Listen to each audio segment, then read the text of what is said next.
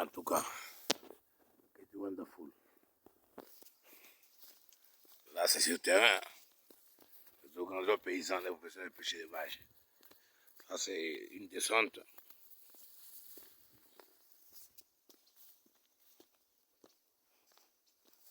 Vraiment.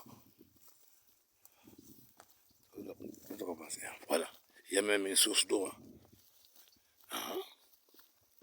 Là, je filme, c'est moi.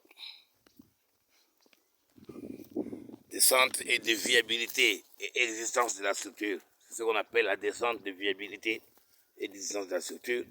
C'est dans le cas des organisations paysannes et professionnels de pêche et d'élevage. Quand vous venez avec votre statut, vous êtes notre partenaire. Avant de vous donner cet avis favorable-là, nous devons faire cette descente qu'on appelle descente de viabilité et d'existence de la structure. Alors, vous voyez, c'est dans une ferme, dans une concession. Ils ont donné l'adresse qui est sur les statuts. Et le coordonnateur, Samuel lui-même, fait une descente avec le propriétaire de l'ASBL, ONG, entreprise, groupement ou quoi que ce soit. Alors, c'est après cette descente de viabilité et d'existence de la structure que nous allons émettre un document qu'on appelle l'avis favorable. De là, nous passons au certificat d'enregistrement.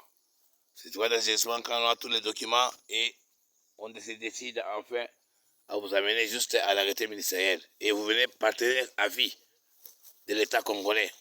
Donc, pour ceux-là qui ne connaissent pas la valeur des organisations paysannes de pêche et d'élevage, voilà les structures qui devront marcher avec nous. Les paysans, venez chez nous, venez apprendre. Parce que par moment, on dit comment savoir que le bureau existe. Ce n'est pas la vulgarisation et la sensibilisation. Nous sommes le point focal au niveau du ministère de pêche et d'élevage. Une structure vraiment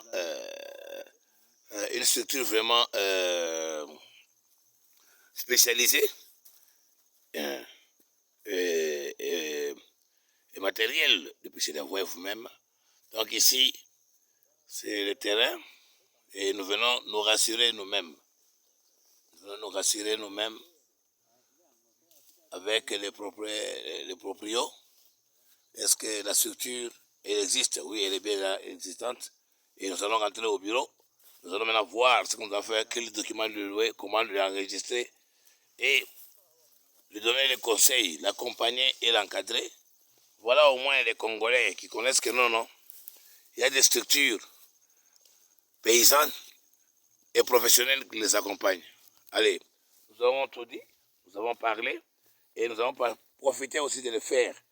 Et c'est comme si nous sensibilisons, nous vulgarisons, nous parlons aussi de notre bureau des organisations paysannes et professionnelles de pêche et d'élevage qui est en province un bureau et en national une direction.